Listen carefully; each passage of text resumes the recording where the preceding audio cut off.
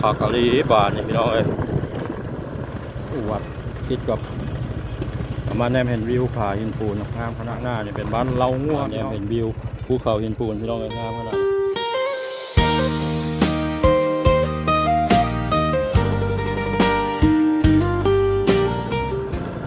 สบายดีพี่น้องหมดสู่ปูสู่คนตอนนี้เบาตอนอยู่ที่บ้านเล่าง่วงอยู่ใกล้กับบ้านกระบูดบ้านเสียงแหวนนี่พาพี่น้องเอามาเลาะยามแรงเนาะมาเบิ่งมาอัปเดตเป็นสร้างสาถนนหนทางพี่น้องตอนนี้เขตบ้านตาลบ้านเรางัวบ้านกระบูดเป็นกำลังสร้างทางใหม่หรือว่ากำลังปลูกยางพี่น้องในจะว่าปลูกแล้วระบอเนาะเอาสอนมาตอนนั้นเป็นกำลังลงมือว่าสุดยอดหลายโครงการพัฒนาถนนหนทางในแขวงขมวนเฮาบ้านตาดบ้านเรางัวก็เป็นอีกเส้นทางหนึ่งเนาะที่เป็นปลูกยางที่นี้เว้นตกดินเราตอนนี้พี่น้องทำไว้กระหาโมงปลายยังมาบททันอย่างพี่น้องหน้าเป็นทางสี่แยกบ้านกระบูดเสียงแหวนบ้านเราปลูกยางสำเร็จแล้วพี่น้องเลยน่าจะสำเร็จสั้นที่หนึ่งเนาะยังสั้นที่สองได้ไงทางปลูกยางขากะลีบานนี่พี่น้องเลยพี่น้องสาวบ้านกระบูดเสียงแหวนเอาไว้กระบูดเรางัวบ้านตาลในทางปลูกยางแล้วเนาะไม่แน่ใจว่าเป็นทุนภาคส่วนใดที่เพิ่นมาเฮ็ดเนาะจะเป็นทุนของรัฐ100%บ่หรือว่าของเอกชนนำบ้านสายห้วยเสียงลงพี่น้องโอ้เขาเจ้าตันน้ำไว้นี่คือแม่น้ำเสียงลงหรือว่าห้วยเสียงลงที่ไหลมาแต่ตีนภูเขียวพี่น้อง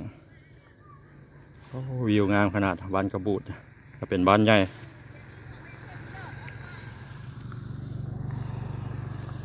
แบบฟาร์มเมืองนั้นพี่น้องเขาเพิ่นปลูกผักเนาะปลูกพืชผักสวนครัวไว้กินปลูกแล้วไวเลยพี่น้องเลยก็ลงสั้นเดียวยังอีกสั้นนึงข้ามห้วยเสียงลงพี่น้องไปเบิ้งขัวน้ำกันบ่อนั้นวิวดีมากบางย้ำฝนยังมีขี้ตมเต็มอยู่พี่น้องตอนนี้ได้ทางปลูกยางเรียบห้อยสุดยอดโอ้คนตัดน้ำไว้ทางลูกก็ปูฮอดส่วนขัวเบื้องนี้นี่ทางหน้าคือบ้านกระบูด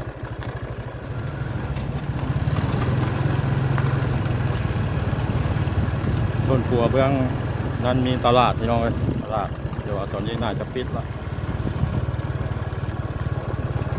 บ้านกระบูดโอ้เป็นบ้านใหญ่ขนาดข้างหน้านี่เป็นวัดบ้านกระบูด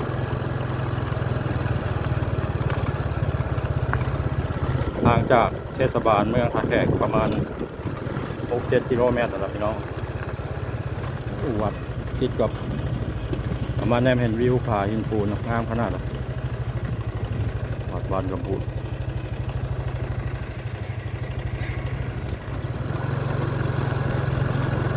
บรรยากาศคอยคำลงแรงพี่น้องอากาศจะเริ่มหนาวตอนแรงเข้าไปทางบ้านเรางัวบ้านตาลเป็นปูจากเส้นทางเลขที่12เข้ามาพี่น้องเลยก่อสร้างทางปูยาง2ชั้นเส้นทางเลขที่5700แต่ทางแยก12มาบ้านเสียงแหวนเมืองท่าแขกหน้าทางกว้าง6 เมตรรวงยาว 3.55 เมตรประมาณ3 กิโลเมตรเนาะมูลค่าการก่อสร้าง7 ตื้อกีบ7,000 ล้านขึ้นภายใน 100% ขึ้นก่อสร้างงบประมาณของแขวงคำม่วนเจ้าของโครงการแผนกโยธาธิการและขนส่งบริษัททำเมาก่อสร้างบริษัท MSN วิศวกรรมจำกัดเนาะเป็นขึ้นของแขวงแล้วพี่น้องเลยเป็นงบประมาณของแขวงโอ้ถือว่าสุดยอดเลยแขวงคำม่วนเขาตอนนี้เส้นทางจากตัวเมืองนากายหาบ้านหน้าตาลเนาะหรือว่าทำกองรอเพิ่นกำลังลงมือก่อสร้างที่ตอนนี้นะที่ปลูกยางคือกันเนาะใน ระยะทางประมาณ60กิโลเมตรพี่น้องแล้วก็เส้นทางจากบ้านป่าอ้อยหาบ้านแก่งจอนบางไทรบัวทองกำลังปูยางตอนนี้และเส้นทางจากบ้านปานาหาบ้านแก่งแปะเมืองเซบังไฟและกำลังปูยางพี่น้องสุดยอดอีหลีขอสมเสยเนาะทางสี่แยกหน้าเนี่ยเป็นบ้านเล้างัวพี่น้องต่อแต่บ้านป่าที่ไปหาบ้านแปลงบ้านหน้าเนาะเป็นอยู่บ้านเล้างัวนี่นัดกับเพื่อนไว้วันเพื่อนไปเวียกก่อนแล้วบ่จัก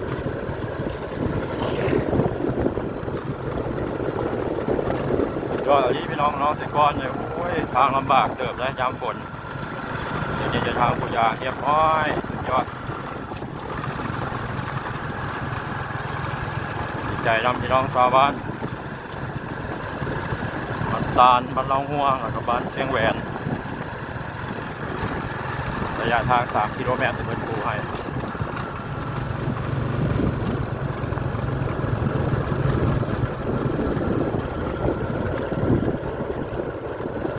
นี่คือเขตบ้านเล้างัวพี่น้องเป็นบ้านใหญ่พอสมควรเนาะบ้านเล้างัว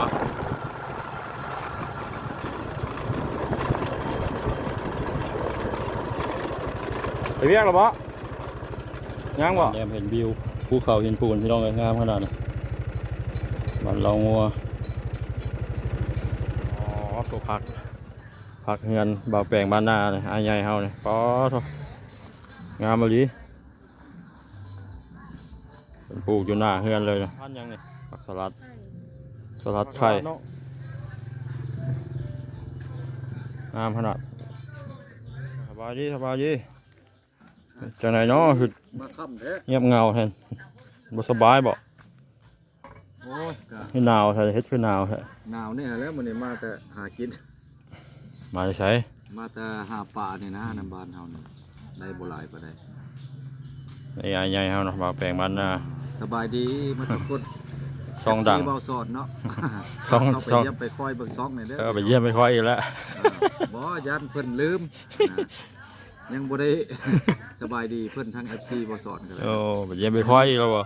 เพิ่นมื้อนี้เพิ่นมาค่ำมื้อนี้ว่าสิไปเวียกพี่น้องไปแล้วบ่จักโมงไปนะจักหน่อยเข้าไปเวียกอีกไปแล้วบ่ไปสิไปเวียกเราพี่น้องเอ้ยมาแวะเพิ่นน้อยยังเลยเขาเอ็นตกดินแล้วมืดแล้วบัดนี้ไปก่อนเดินทางต่อมืดแล้วพี่น้องเอ้ยผมเห็นอย่างพักระบาดเนี่ยไว้เมื่อหน้าเนาะสิมารีวิวให้เบิ่งตึงมืดแล้วพี่น้องเอ้ยว่าเป็นปูแล้วไว้ขนาดพี่น้องเนาะประมาณ7 ตื้อที่หรือว่า7,000 ล้านทางปูยาง2 ชั้นเดี๋ยวนี้ยังเป็นเขตบ้านเรางัวอยู่บ้านถ้ำเราอยู่ฝากทงนาเบื้องนั้นเส้นทางอันพาใจกลางระหว่างบ้านเรางัวบ้านตาแล้วก็บ้านถ้ำเป็นกาสีเฮ็ดคือการพี่น้องเส้นทางลัดเส้นทางเว้นเมืองจากน้ำบวบหาบัวมิตรภาพลัดมาทางนี่แหละบ้านเรางัวบ้านตาไปทางบ้านท่าแคเอาลัดออกสู่บ้านสงมก็ไปทางบัวมิตรภาพ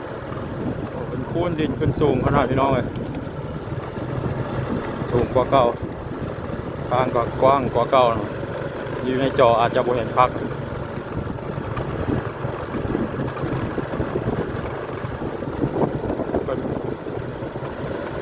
จะใส่ดอกไฟเอียงทางบอดหรือว่าจังใดถ้าติดตามเมืองเนาะน่าจะใส่ดอกไฟโซลาร์เซลล์ตามเมืองเนี่ยเพราะทางอ้อมทางซอยในเมืองท่าแขกตอนนี้เพิ่นใส่ดอกไฟเอียงทางหมดแล้วเส้นนี้ขนาดจะใส่คือกันเลยเดี๋ยวได้พี่น้องไปพามืดก่อนเนาะเลือกเวียกคำพดไปเมื่อหน้าจะมารีวิวให้เพิ่มเติมเนาะเราสอนที่เดินทางไปทางแคมป์ของเราไปเที่ยวทางแคมป์ของเมืองพี่น้องกันบ้านเรางัวบ้านตาลหรือว่าเป็นบ้านใหญ่เป็นบ้านที่อยู่ติดกันเลยเป็นภูเขาทางบ้านถ้ำนะภูเขาหินปูนงามพี่น้องกันข้างหน้า คือทางเลขที่12ทางไปมหาไซยมราชนากายไซบัวทองบุรพาหรือว่าออกสู่ทางสายแดนลาวเวียดนาม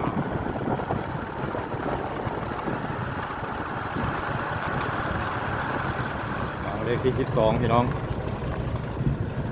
เขตบ้านม่วงไข่เนาะตอนนี้บางโซนเข้ามาในตัวเมืองท่าแขกแล้วเนาะนี่เป็นเส้นทางไปทางลัก2เป็นเส้นทางสายลักในเมืองท่าแขกเป็นปูคอนกรีตใหม่ปรับปรุงใหม่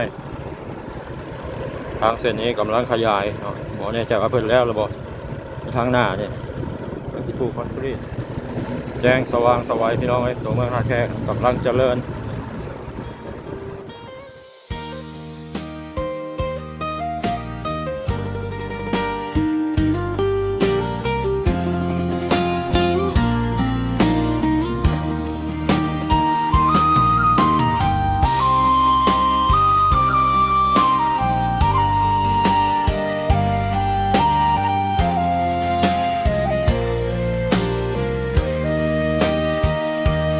บ้านเฮาตอนนี้อากาศหนาวแล้ว หัวใจอ้ายเป็นแป้วน้องแก้วบ่หวนคืนมา คิดฮอดการดาอ้ายจึงได้ส่งข่าวหา อยากให้น้องกลับมาอยู่บ้านเฮาบ้านเฮาตอนนี้เหลือแต่ต่อเฟืองน้องอยู่ในเมืองคิดฮอดบ้านเฮาอยู่บ่แม่และพ่อเฒ่าแก่เนื้อเหี่ยวนังยามบ่คิดสงสารเพิ่นบ่จึงบ่คืนมาบ้านนายังรอท่าแก้วตามาเป็นแห้งใจอ้ายคิดทอดหลายทุกวันได้แต่นั่งเหงา แคมป์คลองท่าแขกพี่น้องบริเวณที่เพิ่นกำลังเฮ็ดกันเจือนตาฝั่งอยู่รุมท่าดานนาของแฮมรีเวอรี่กำลังถมหินพี่น้องเพิ่นเฮ็ดขึ้นไปฮอดพอแล้วเขตอ่างน้ำประปาเมืองท่าแขกนี่เป็นโรงแรมรีเวอรี่โรงแรมใหญ่ประจำเมืองท่าแขกมีหลายโซนพี่น้องโซนที่บอลบาซอนอยู่เนี่ยเป็นโซน A เนาะรุมท่าดานหาปลาห้วยสะคามตอนนี้เพิ่นถมดินฮอดปลาห้วยสะคามแล้วเนาะโครงการนี้เป็นโครงการทุนช่วยเหลือล้าจากธนาคาร ADB หรือธนาคารพัฒนาอาเซียนประจำลาวเป็นสิเฮ็ดลงไปฮอดพุ่นแหละธาตุเมืองเก่าหรือว่าธาตุสีโคตรทางหลังธาตุเมืองเก่าเพิ่นก็เฮ็ดสำเร็จเรียบร้อยแล้วเนาะกำลังเฮ็ดขึ้นมาพี่น้องเขตบ้านท่าแขกใต้จอมแจ้งเนาะบ้านเราโพคำนะขึ้นมาฮอดพี่ละทางบ้านท่าแขกเหนือถ้าโครงการเพิ่นสำเร็จนี่ถือว่าจะสามารถดึงดูดแขกคนนักท่องเที่ยวมาเที่ยวมาลิ้นแคมป์ของนี่หลายขึ้นกว่าเก่าพี่น้องเพราะว่าจะเฮ็ดให้ได้เนื้อที่เพิ่มขึ้นมาอีกเนาะพี่น้องแล้วก็สิเฮ็ดมีการจัดกิจกรรมต่างๆอาจจะมีตลาดกลางคืนบ่ประมาณนี้เป็นสวนสาธารณะเป็นบ่อนย่างออกกำลังกายคล้ายๆคืออยู่สวรรณเขตสุดยอดเลยโครงการนี้พี่น้องเอ้ยว่าซอนขึ้นในดนป่าใดเนาะเพิ่นสิเฮ็ดกันเจือนหรือว่าถมดินออกไปคือทางนครพนมหรือว่าทางสวรรณเขตแต่สุดท้ายเพิ่นก็เฮ็ดเอาดีพี่น้องต้องขอสมเสยคันเทิงเนาะที่เพิ่นมีการพัฒนากระสร้างสาต่างๆหลายเมตรเลยพี่น้องเลยน่าจะได้ประมาณ20-30 40 เมตรพอละเบิ่งเลยมันก็มีน่าจะมีตลาดนัดมีกิจกรรมเนี่ยมีชิงช้าสวรรค์เตรียมใส่บุญปีใหม่สากล